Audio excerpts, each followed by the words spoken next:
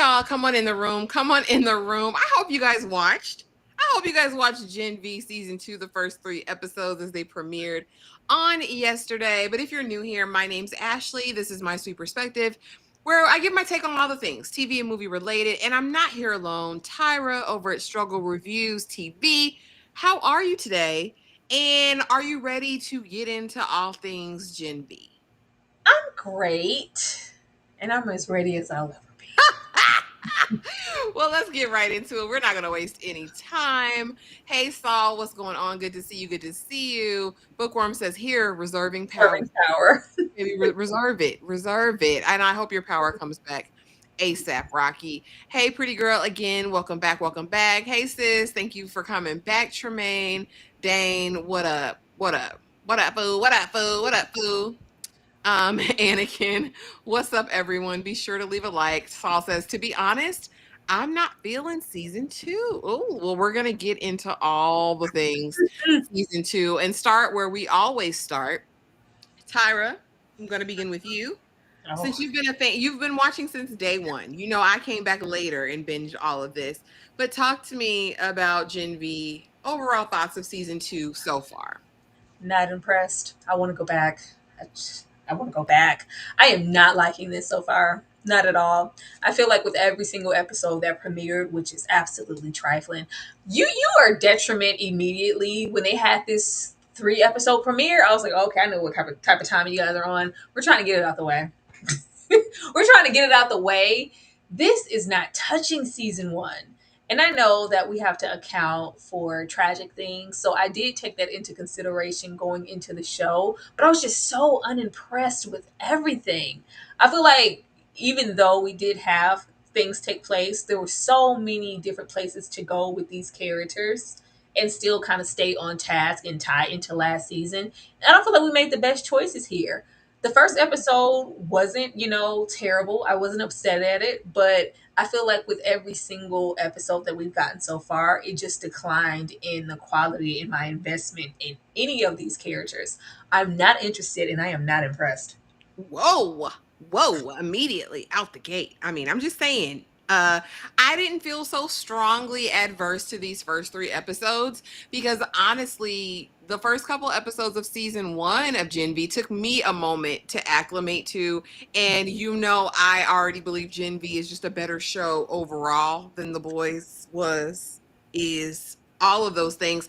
But I will say, I too went into it with some trepidation and some, I don't want to say like weariness a little bit, just because we know about Chance, rest in peace, and how they were going to not only like kind of show respect to the actor and the character, but then also how they were going to rebound for it. I think my biggest critique was I do feel like it was very Andre heavy in those first 2 episodes. I would have liked to see us wrap it up probably in the first 15 minutes of the first episode. I would have wanted, to find out what happened to him. All right, he passed in Elmira. He sacrificed himself. We do a cute little memorial, our goodbyes, and then we move on. But now we have his father who's in the mix, who's really going to polarity, who's going to be seeking justice, and that kind of keeps him enthralled. But honestly, episode 3, I didn't mind. I feel like we're getting closer to some answers.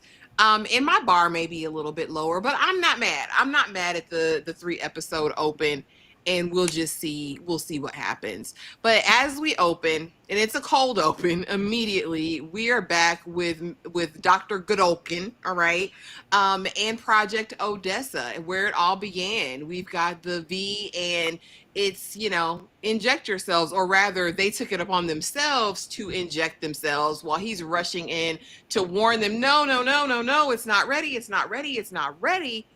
And they're blown to smithereens. Tyra, what did you think about the cold open for the season period in episode 1? I mean, it was a cute opening. It's got me invested enough to know.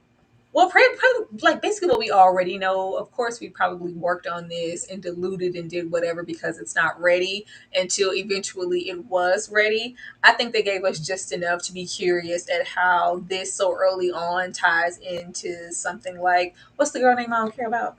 Marie? Yeah, how this ties into Marie. I'm sorry. Why is Marie the main character?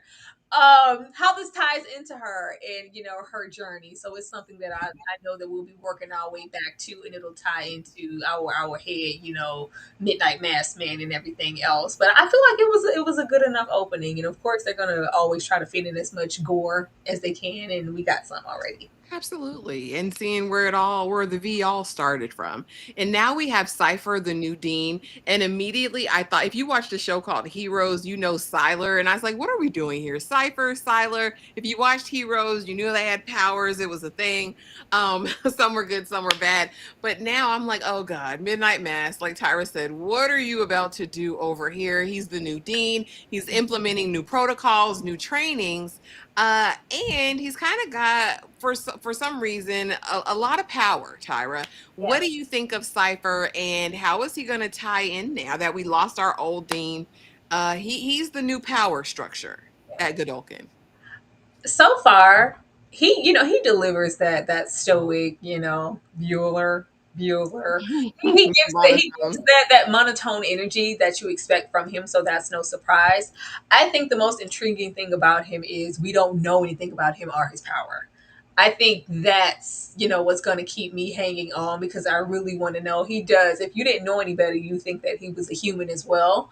But I think he's sitting on something, and he's so comfortable at implementing and doing all these new different things, even though we know he's had a hand in somebody like Marie ending up there, like he's manipulating things. So to be this comfortable in this position while everybody else is surrounding you, who are pretty powerful all on their own, even if they are students, who are you? Because if they uproar and try to, you know, uh, what are you going to have as a defense? I think he must be extremely powerful. So I do look forward to that. Um, I'm glad that we have a new dean, but I'm hoping that we still meet some other new characters also, because I think they're coasting a lot on him kind of saving the show or like bringing it back up to a certain level. I think they're putting a lot of stock in him, but I don't think they should. I think they needed some more people too. Yeah, they're gonna need some more, and not just the boys, people coming over with their cameos. We are gonna need some good core people. So now we have Jordan and Emma leaving Elmira. Marie, we find out, has broken out. She's escaped. And Jordan's holding on to some resentment around that, because we also discover that Andre passed away in an effort to escape. But now they're leaving Elmira, don't know where they're heading, but ultimately going to Godolkin to be rebranded and put back out on the main stage. Nothing you think happened. They actually aided us in ridding the campus of, these unalivers and all of the things. What do you think about Jordan and Emma's dynamic and how they're showing up in season two? I don't like it. I hate I don't like it. I feel like we regress them. This it. feels like when we first met them. Now, I do expect for them to be changed because of what they went through, and especially like the loss. I expect that. But immediately when we met them, I'm like, it feels like they're reverting.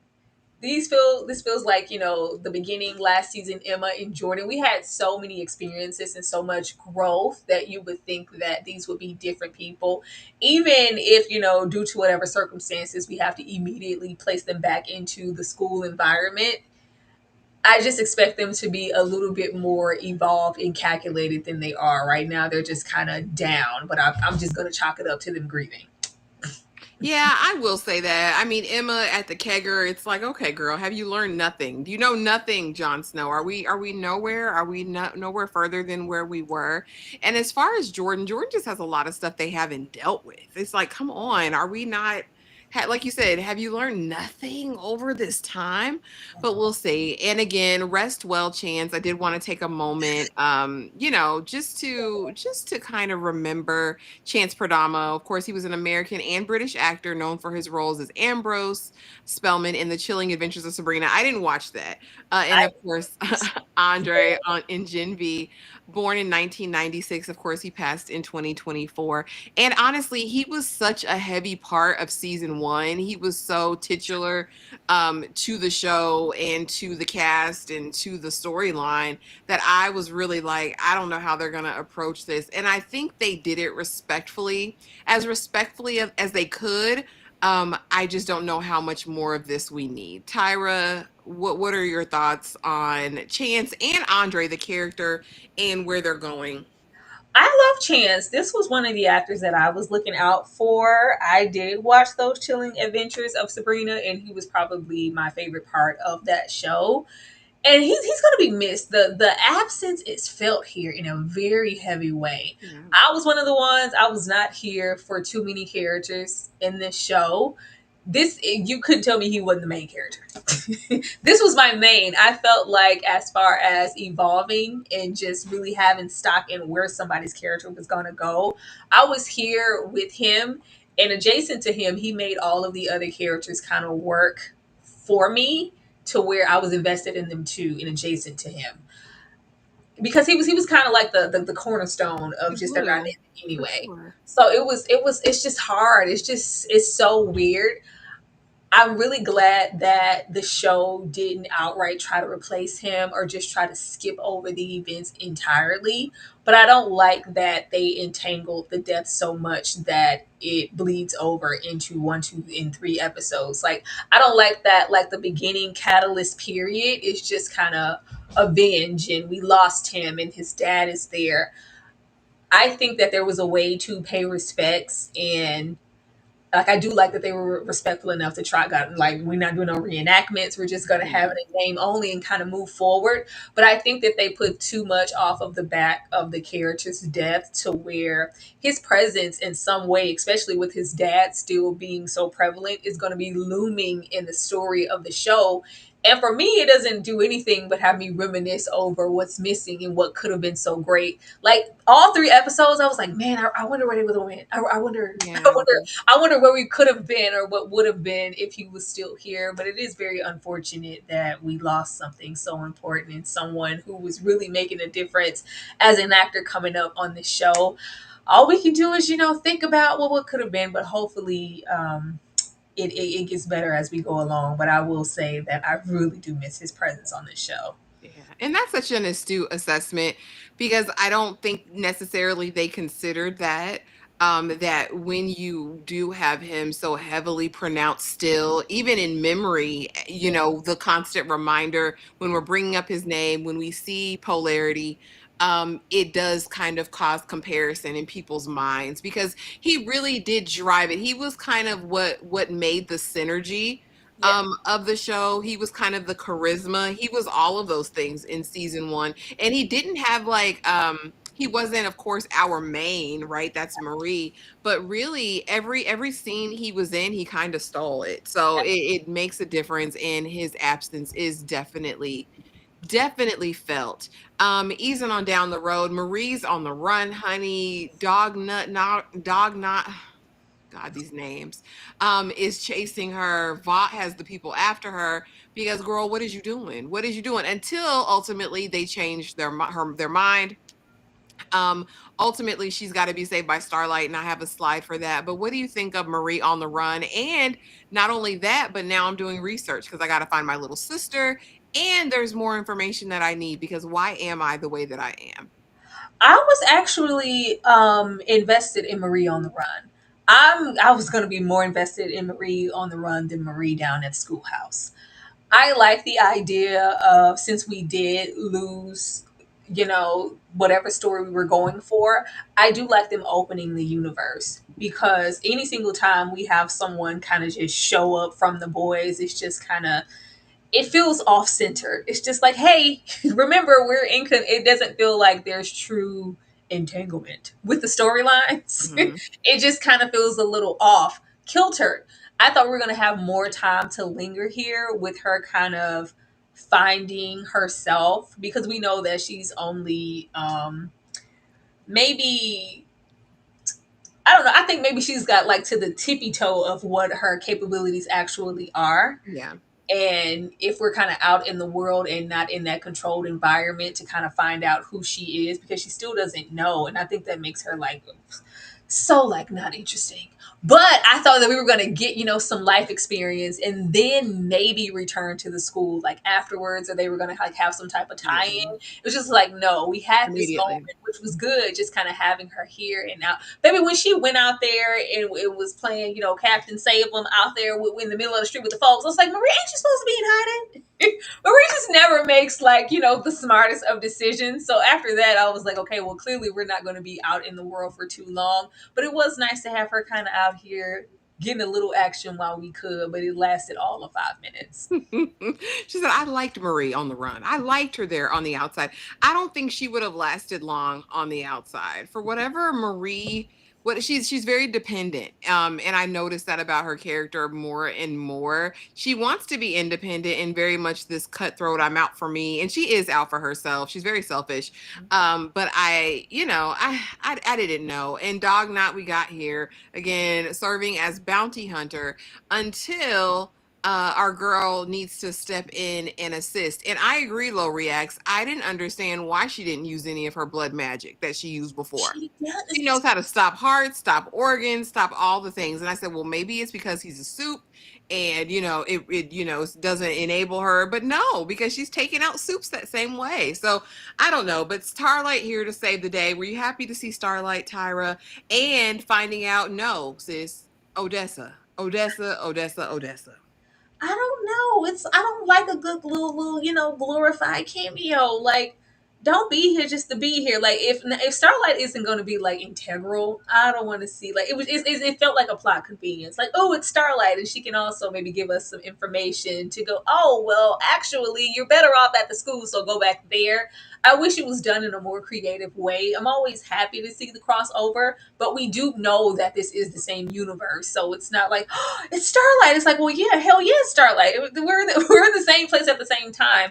I want it to be ingratiated more for us to really carry over, like that moment towards the end of season 1 when we just had Homelander. Just so it's like, oh, okay, well, this feels very Homelander. Starlight just coming here out of nowhere, it just let me know, like, okay, baby, she's not gonna be on the run for long. Baby, if Starlight found you, if this man found you, just go on back to the school. It just kind of gave us notes that, yeah, if Starlight and this man can find you, your safest place is going to be back at the school because, baby, you're not hiding very well. But Yeah. okay.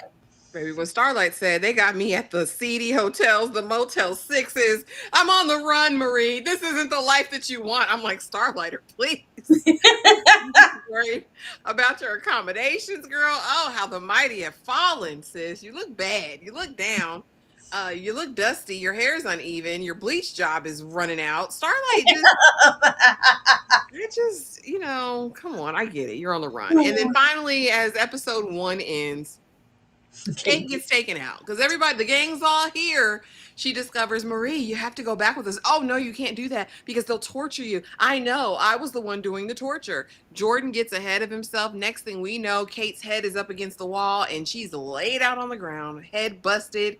And we think she's bleeding out. And the crew says, all right, well, because Kate, you're responsible for all of this. And then it's like, no, Marie, you're responsible because you got out and that's why Andre did what he did. And I said, this is a stretch. How are you blaming Marie for something he did and you never came back for us? She said, I got free. What you want me to do? Come back in the lights. Marie is hell. Marie ain't got no friends. Y'all not Marie's friends. But nevertheless, Kate gets taken out, or so we think. She's bleeding out on the ground. They leave. Tyra, in this moment, did you think Kate was out of there? And what do you think about all of this misdirected anger and hate from Jordan? I was like, okay, Jordan. Okay, girl, guy. Because what do you say? Bi gender? They are. I'm so confused. Okay. I would have liked for Kate to be gone, but at the same time, I don't because we've already lost enough. Because I feel like they took Boy Wonder out, little Arnold Schwarzenegger's son, too early. Like they could have been something there too, but that was a really shocking moment first season. It was. But this, it would have been nice, but I know that they can't. As much as I can't stand Kate, Kate is very integral to the story. Kate was one of the characters that I was really interested in first season too, but it was like both good and bad. She was kind of somewhere lying in the middle. Like we knew the things and the actions that Kate were doing were terrible, but we also had moments where we understood and we felt for her and we identified. Now it's just kind of one note. Like Kate, what the hell are you talking about? You did us wrong. You were terrible. Like this friends. Like oh my gosh, guys. All I did was like torture you guys and like and capture you and put you guys in jail for a little bit. And there was some torment, but it was still friends, and like it's just kind of this like delusional air of expectation of forgiveness. It's just like, what? This doesn't make any sense for Kate to what are you doing? And I understand because this is kind of where she was last season. Like, I'm doing the right thing and the best thing for us all, even if you don't know it yet. But after everything is unfolded and what we've been through, it doesn't really make any sense for her character. But if she would have died, I would have been mad, but I wouldn't have been mad because she's awful. Yeah, I mean, I would have been cool with a reckless Sam running around indefinitely with nobody to kind of bring him back. That kind of could have been fun. I despise Kate's character, so she and her nub could have been taken out. I was hoping, but so much for my hopes and dreams here. Next, as we open up season 2, a starlighter is framed, honey, because Marie gets an invitation from Cypher directly to come back to Godolkin. But we have to put all this mess on somebody. We got to put it on somebody. And why not an obsessed starlighter? Because humans are the enemy. And the common thread and theme that we're seeing throughout this is kind of just this polarizing thing between the supes and the humans. We saw it on the boys. Of course, as the boys last season wrapped up, this real divide, this line drawn in the sand in terms of supes and humans and starlighters and homelanders and all of this dissent. And now we have someone kind of just taking the fall. Dog Knot needed to get somebody because Marie needed to make a re-entrance into society. What did you think of this? And why did it have to be a black boy? That's Why? why I said it just had to be a brother. Why? It just Why? had to be for the same brother that Marie so-called called herself helping. It just had to be a brother. This is, par for the course as far as Godolkin and all of that. Like, it's just awful. But these are more things to where I think it made more sense the first season when our characters, well, students, had this glamorized idea of what the school represented and what they were there for. But now that everything is kind of out, I expect them to like be prepared and on go. Like we know what we're walking into. They are, capable of doing this and so much more. They don't care. So let's, rally everything. Let's go in here with intention. It's just like, no, Mhm. we're just not. We're just kind of moving willy nilly. But I wasn't surprised. It's a lot of white starlighters out there. Y'all have to take this man. That's what I said. They was out there in the crowd when Marie was out there doing the most. Now we're introduced to Cypher's optimization seminar. And basically this is kind of survival of the fittest. Mm-hmm. Like this is gonna be brutal fights, not to the unaliving point, but maybe because if you can't stack up, if you can't survive it, you wasn't meant to be here anyway. Cypher is really, in my opinion, wanting to cull the herd and bring out only the most powerful of the powerful supes in order to form whatever thing he thinks, because he really is pushing this agenda that the humans are going to revolt. And so we need the best of the best supes here in order to combat that. What do you think of this new training class? And why did they bring out the damn, I don't even know, that big man to beat on Marie? It's Juggernaut is what I thought about from X-Men. I said, y'all done brought Juggernaut out to fight this little girl? Like this is what we're doing? Because I mean, he even ripped the blood magic. I said, okay, this is too Oh. much. What do you think of this? And is he trying to cull the herd? Is he trying to eliminate some of the less desirable supes? What is this about? I don't know. I wanted Cypher to come through with something different. It seems like a lot of the I'm in charge, they come in here with the same agendas. Like, if and when the humans uprise, we're done for. Like, what the hell are you talking about? All great and powerful us? No, you're not. No, you're not. But I hope he has like some type of master plan and there's something that we aren't seeing. I have no interest in these training classes.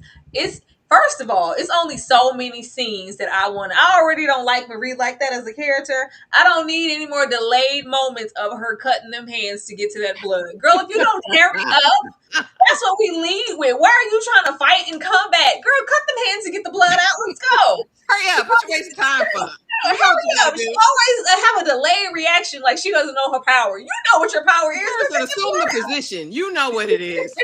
get that blood out. But I know that that's, beyond, because it's like, baby, if you can manipulate blood, you don't need to get blood out. You might not need to get yours out. You should be able to manipulate anybody's. Like, but that's, something I'm sure we're building up to when her powers get stronger.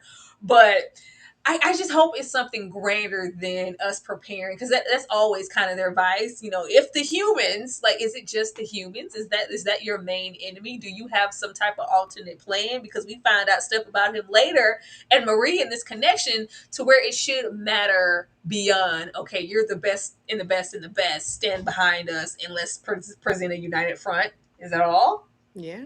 No, there's got to be more. He know, just like she discovers who she is, he's always known who she is. I'm not surprised if he's got the inside track on exactly who these people are.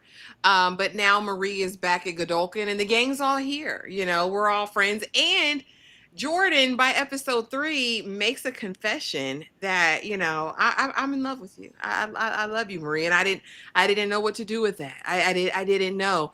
And Emma, wants answers, more answers than I thought she would want. It was very interesting because I know Andre was friends with everybody, right?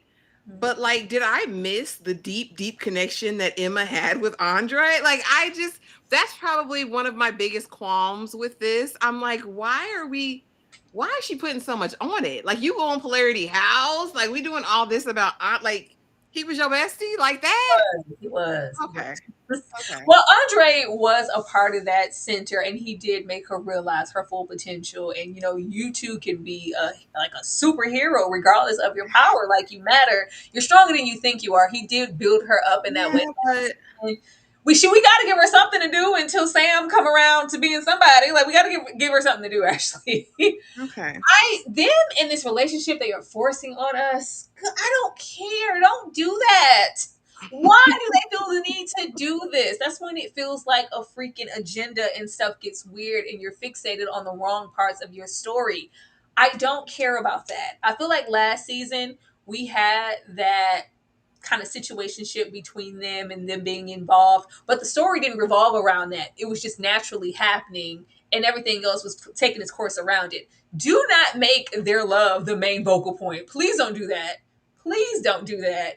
I don't feel like we've explored half of what we could with Jordan, with the powers and the duality of being Yeah. able to transfer genders. It could be like something really massive, but no, we want to focus on, I love you. Let's get it on. Let's have sex in this dorm. No, I don't come to you for that. I don't come to you for that. That's cute and everything, but let's get the story together. Once the story is good, then y'all can go sneak off and freak. Don't do this right now. I don't care. Don't do it. Don't do it. Don't do it. And I could care less either because again, it is what it is. Yeah, Andre recruited her to investigate the woods, and I get that. It's just it didn't give that this was my best good friend. It just never gave that. Not so much for her to convince Polarity that we need to do something. Well, that was your son, right? That was your son, right? We need to get to the bottom of it. So ultimately, we wind up in the archives with the rememberer and find a secret room stuffed with extremist relics and the Odessa file. We get the tea because Emma loved the rememberer because he was a television star when she was a kid and she was obsessive. Also finds out that she can make herself big just out of pure excitement, pure D excitement, Tyra. What do you think about Emma and Polarity, good cop, bad cop? What are we doing here? And did we need her big naked in front of this old man? Like how about your hair? You know, old boo. We know, baby. But it's like, why?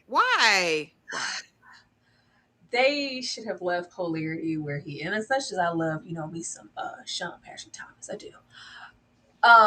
Having him here is just a reminder that we no longer have Andre. I do not like the dad being here in this capacity. I think first episode, even if he was just Emma's inspiration to really be committed, because it's like, well, if he's like down in the dumps in the slump, if he's not going to do anything, it's up to me to really, and then we could understand why she is so invested, because nobody's gonna go off for Andre except for me, because everybody's kind of off doing their own thing. Him being here is just a reminder, and he's also here to die. Don't do this.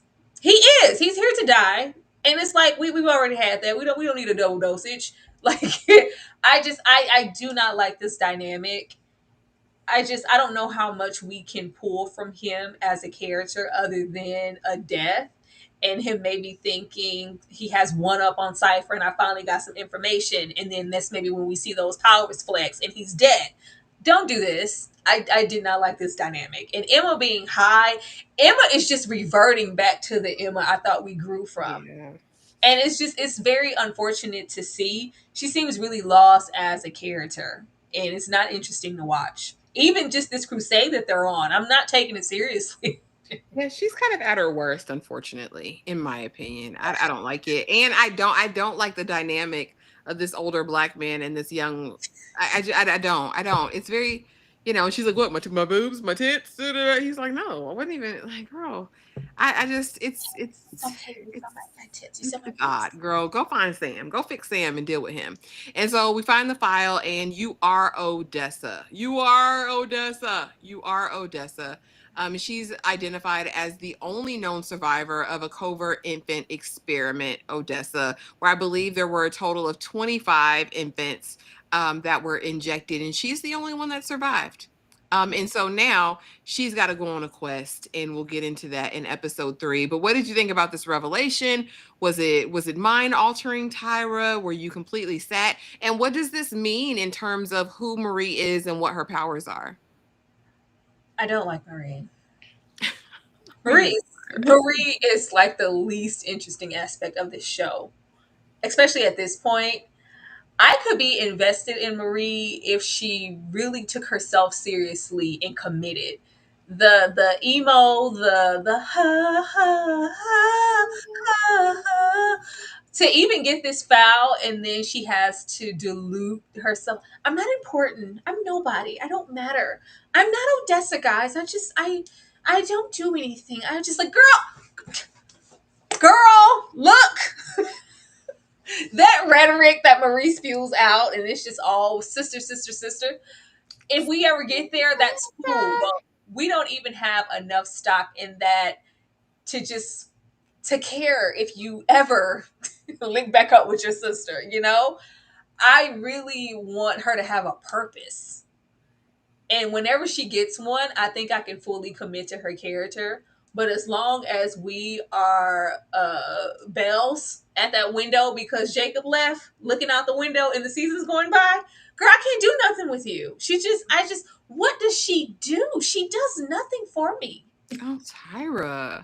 I I don't like like. Marie. I like what she represents, but I think they could have done a better job with her This character. is a case of, how we feel about Marion over there on Gilded Age. Like, this is not your focal point. This is not your main character. Now we've lost who was supposed to be our main character. The best thing they could do, and maybe they didn't, or maybe they still aren't, because they felt like if we introduce a new character, maybe the audience will feel like we're trying to replace Chance. Mhm. We need something, because if you're trying to carry this show off the back of Odessa, you're missing. No, absolutely I mean, ultimately, I think it's gonna have to ultimately play into the boys' world and in something. But I mean, yeah, we'll see. So we find a picture. We find a picture, and we're going around town showing it in this Project Odessa file. And it actually shows Cypher as Dr. Gould, the doctor who delivered her all of those years ago, who seemingly doesn't age. So is that giving us any insight into who Cypher is really, and how much she knows? And what does she expect Polarity to do? Like, what do you what do Actually, I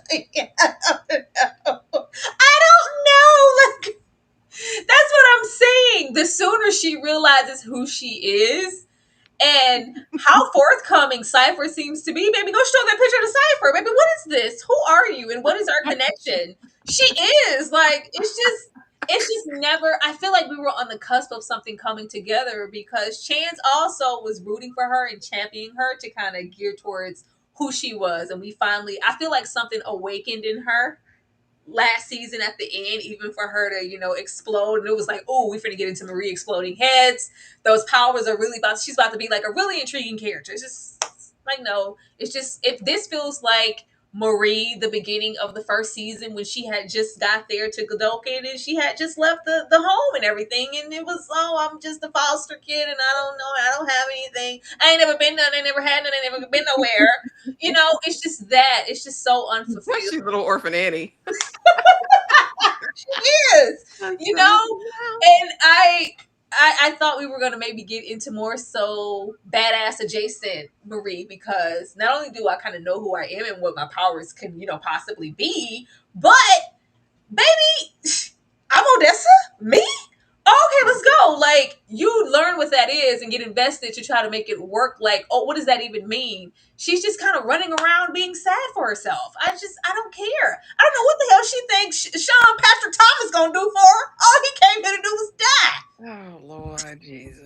I don't know what he thinks he's gonna do either, because he was always one of the weaker supes. And so now, of course, she's on a mission. I need to find my sister. I need to find my Auntie Pam, because after she stopped fighting for my sister to get custody, she never wanted me. I was, left in the little orphanage. Um, But now I'm over here, and Auntie Pam was like, "Girl, what you doing here? Are you? I gotta go. I gotta go. I gotta go. Is my sister here? No, no. You see her boxes packed up. She left already. I don't know where she is. Don't ask me nothing, girl. You were a homicidal maniac. You unalived both your people. You massacred them, girl. What do you want from me?" Auntie Pam is not here from it, and of course we learn the picture, of course, and we see her there with her parents, and the parents being infertile, and the whole story of actually why she was there, how she got there, and that's kind of when everything is unearthed. Tyra, what do you think of Auntie Pam? What do you think of the dynamic? Is Auntie Pam right to want Marie not in her house? Like, get out of my house. I want nothing to do with you. Do you know? Did you see what you did to your parents? Like, I don't.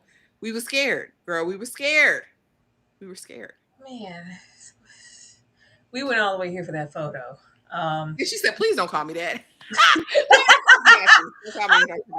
Auntie Pam despises everything that she represents. I think it's a natural fear, but it seems like in these moments you could feel Auntie Pam kind of warming up to the idea, like, you're still family, you're still, my niece, my whatever. I have those, that connection, and they're going over the pictures and like, yeah, didn't you have a book club? Or someone's like, oh yeah, I lost track of time.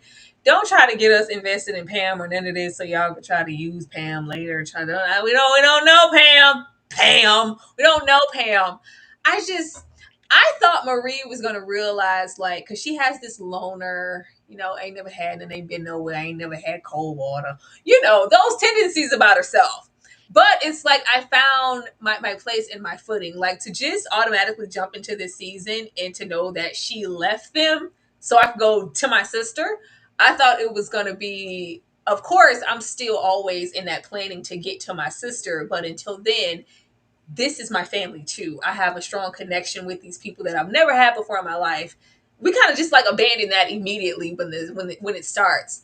I don't know. I don't know if I'm missing something, or maybe I should have went back and watched season 1. I don't have enough stock in her sister to care about this I situation. mean, her sister was in half an episode. Like half an episode is like, "You're a monster," and Yeah. ran out, and it was like, Because if we like get our sister, or we have that, like, there is we're gonna sit and like play house or something. You don't get to have that dynamic and have the type of power that you have, and the prowess that you have. You don't get to have that, Marie. If anything, you're gonna put your sister in danger. Like, just, there's that. I don't know what I'm supposed to do with this. I really don't. just I'm like, like, I just feel like this is something for them to try to kind of threaten Marie with later. Like, if you don't do such and such, there's always Auntie Pam and your sister. We can take them out. If that's what that is, fine. But we don't care. she said, "We love you, Miss Hannigan." Auntie Pam is yeah, she's a choice. And this actress, I love her down, but she always dies tragically or is in some mess in everything I've ever seen her in every Lifetime movie, in every serial, in every scene I've seen her in. So I don't expect Auntie Pam to be with us long at all. And now that the sister's on the run, I don't know. We briefly get Sam. He's back in Muppet World, and Kate's not around to save him. I'm not playing with Sam. Emma had an interaction with Sam, and I was like, Emma, be careful, girl, because you know what he can do. I'm not playing with him. Don't get mad. Don't throw nothing around me, Sam. Sam, don't even raise your voice around me. I don't like it. I'm running for the border because he's too much. He's too dangerous. He's too strong. He's too powerful to be unhinged the way that he is. When he said, "Yeah, my brother had the right idea," I said, "Well, say maybe, Sam." I mean, at this point, do us and the world a favor. You're unhinged. You have no moral compass, and there's nobody to put you back in line. What's going to happen with Sam, Tyra? Because he's too powerful to be this unhinged. I mean, as long as Kate doesn't touch him, hopefully the right thing. I'm glad that this is happening. I'm not ready just yet to be engrossed in the Muppet world right now, but I am excited that Sam is starting to remember and come around. I couldn't take too much more of T1000 Sam. I was a little tired of Terminator Sam that doesn't show any emotion and doesn't remember anything. I was like, we can only go so far with that. And if she keeps pushing him, it's just really going to dilute his mind even further and really drive him insane, like we were kind of getting into with Chance's character. I was like, let's just not. So the quicker we kind of get back into, because I like the journey we had with Sam last season. I think that this is where we're supposed to be. If we have Kate stepping to the side, put him back with Emma. Their dynamic worked really well, and I was really invested in them. The quicker we can do that, the better. Don't have, something awakening here and then have Kate feeling some type of way. Well, now I'm going to push you because you're not doing or saying what I want you to, and put and repeat him back into the exact state that we just left. If he's going to wake up, let him wake all the way up. But can we trust it? I feel like the issue now, after the revolt at Godolkin last season, I don't know if there's any way, even with Emma's help, for him to work through the guilt he's going to have for what he does, what he's done, right? Remembering everything, going back and not having a way to disconnect from that. That scares me for the public in the free world when it comes to Sam, honey, because the way we see him and Jordan go at it, I was like, Jordan, back up. Back Either up way, off it.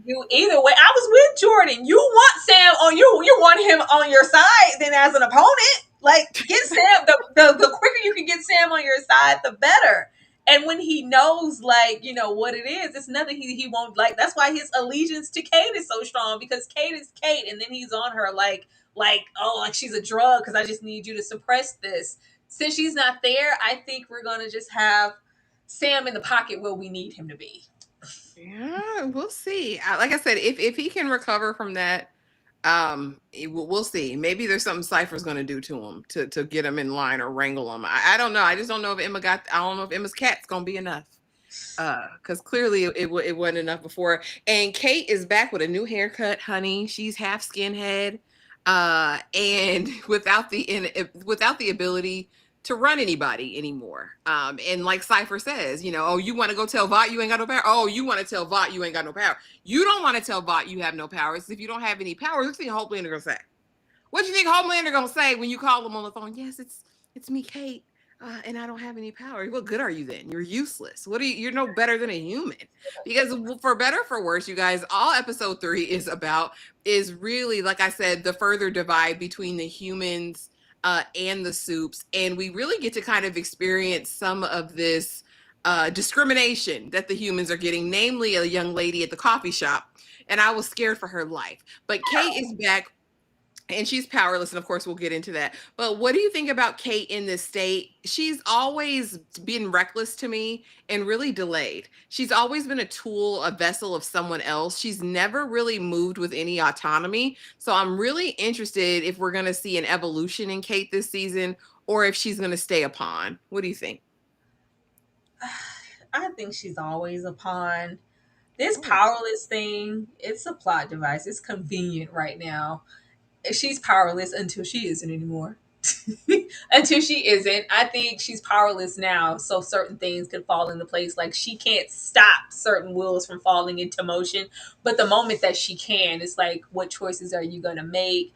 Are you gonna maybe have some type of like tie-in to humanity now that you do have the prospects of being human and being on the other side, and a lack of self-importance because now you're just that? maybe something. They need to do something with Kate, because Kate.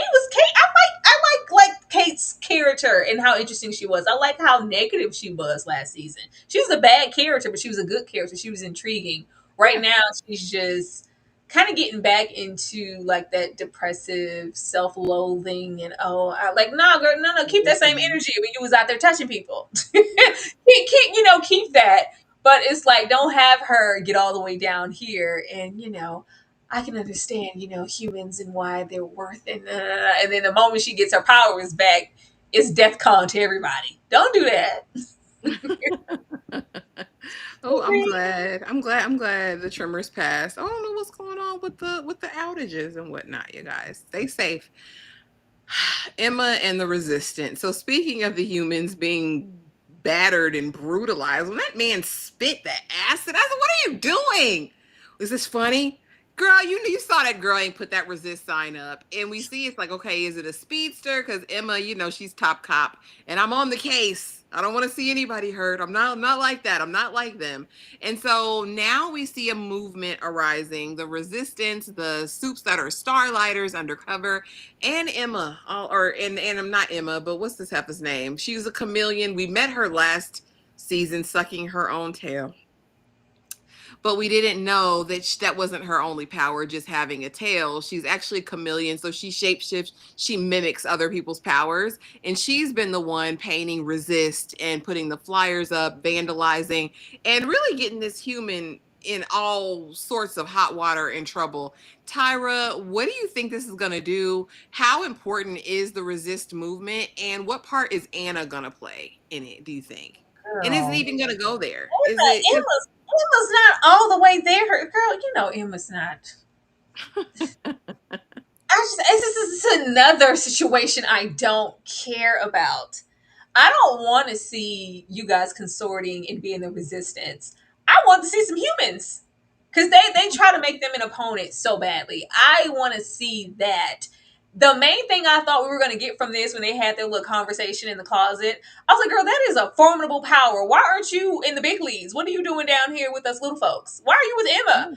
I thought that we were going to get into something underhanded going on, well, other than all the things we already know with Godolkin, to where she felt the need to want to hide her capabilities. I thought that's what we were doing in the closet. Oh, okay. Because that's like, if you can mimic powers, that is something really massive. You can mimic anybody's power, anybody. And her That's name is Harper, crazy. guys. My bad. Harper. Harper is her name. I, Mm. I thought we were going to get into, okay, well, why are you hiding that? It was like, well, actually, this is something else going on in the seedy underbelly belly of Godolphin. I don't want to be in that class with everybody else. I want to stay right here and thank people my capability is just growing this tail. It was like, no, the resistance. We don't care about the resistance. I want to know why she ain't in the big leagues. That That's where part. I was. I don't know. Them trying to use Emma as an inspiration of, yeah, this is trash. You guys could be doing so much more than spray painting something. Okay. I, I don't know how this is going to tie in. Maybe all of the little leaguers, all of the ones who feel like, oh, these are some throwaway powers. Maybe there's going to be an uprise there in like in combination with the humans, or it's nothing that I immediately care about though. I really wanted to get into her powers, child. I was like, oh, we're not in here for that. I agree, and I think she's always been this Harper has very low self-esteem because, like I said, the first time we saw her, it was crazy. And so for you to be this powerful and just kind of under the radar, what does that mean for the resistance? And why are you a Starlighter? What is that? What invested interest do you have? We haven't been able to see, like you said, any human soup connections that have really been powerful or deep, at least in Gen V. We've seen it over in the boys, but we haven't seen it over here. And so that would be really cool if Coffee Shop Girl and Emma really maybe develop a bond or friendship. But I agree, Hannah. She needs to stop putting them posters up. Because damn it, if it's the resistance, you're not supposed to be endangering the humans, lady. Girl. Jay Spray paint. Buggins, thank you so much for the $5 super chat. I think we want more growth because it's been 2 years since season one. In their world, it's only been a few months and they still have teenage brains. Absolutely. We just need the writers to step up though a little bit. A Because whole no, a whole lot, a whole lot. Trash behavior. Trash. they can deliver more. We can do more than this. You had to step up with such a massive loss to the show and the story. You had to come through and execute this a special way. And I feel like all of the little tools are here, but it just kind of feels lackluster. Like if we have that heifer run around, that Ashley replacement with the stinger, I was like, this is a half baked No. season. This is half baked. When they get to like manipulating things, normally in this universe, the more surprise elements where it's like, what the hell is that? Did you just see what happened? What just happened?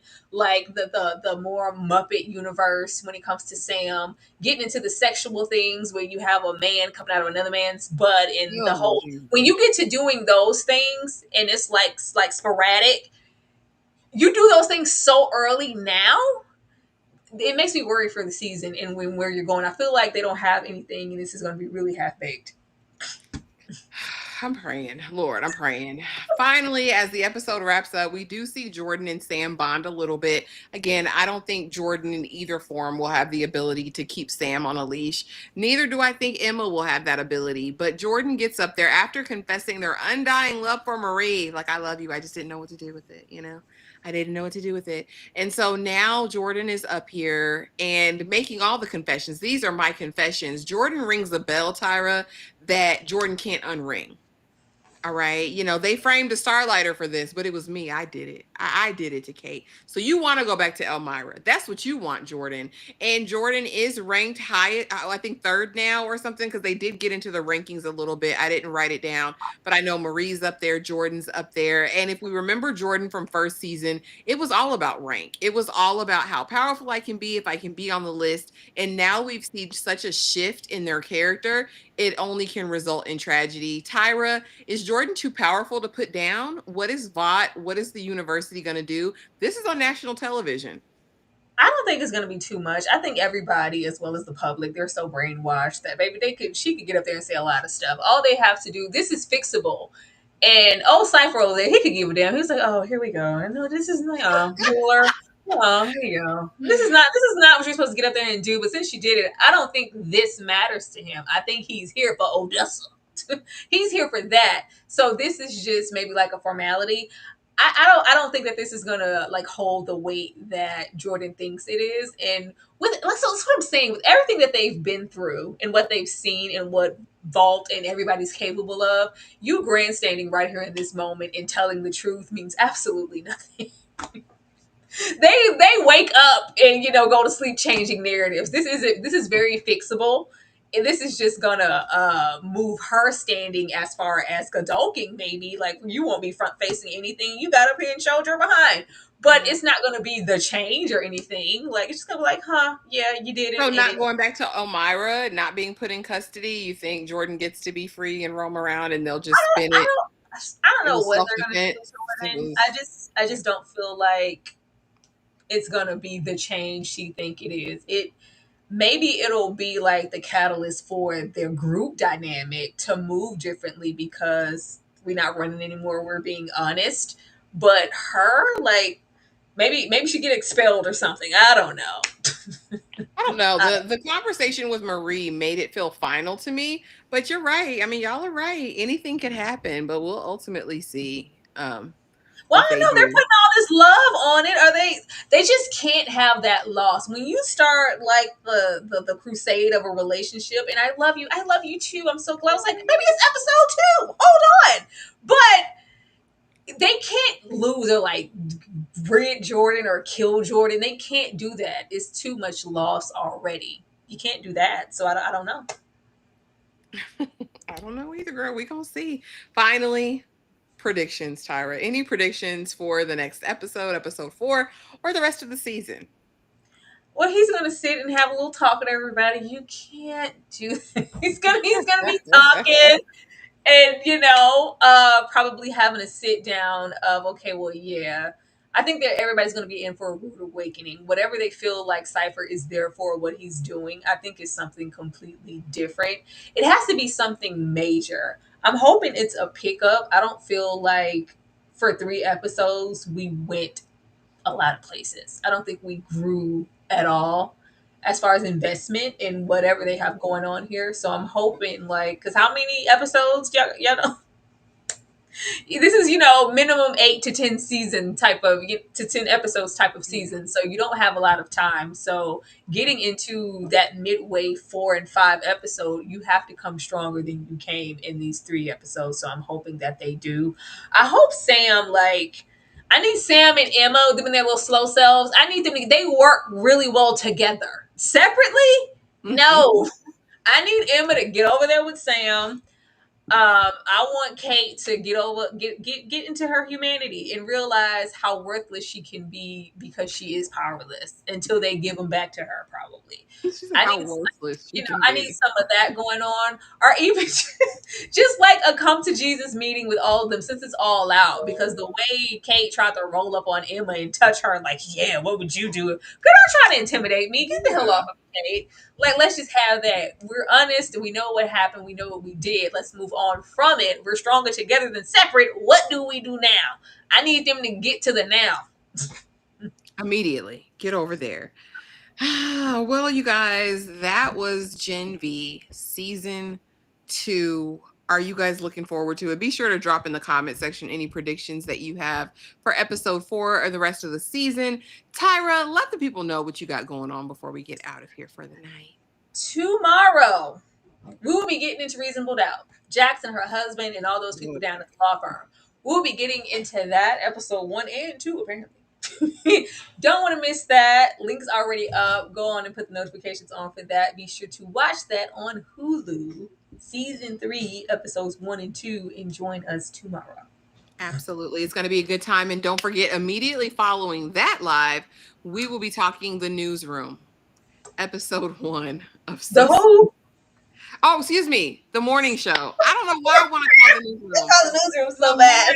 The morning show on Apple TV. We will be talking that immediately following the Reasonable Doubt live tomorrow. She said, what? The who? The morning show. Aaron Pierre, that's Mufasa, is over there. Y'all go over there and watch it. I promise you won't be disappointed in this first episode of episode 4. And I agree, Jeanette. I feel like there is good potential here. They can do something if they want to, but do they want to do something? Hannah says Emma is like Huey, but with D-list powers instead of no powers. Huh. Hope they make me care. I'm just watching to watch, Saltin says. Listen, I mean, most of us are. But thank y'all so much for coming through. Be sure to like, comment, subscribe, hit the notification bell so you don't miss a thing. And we will see y'all tomorrow night for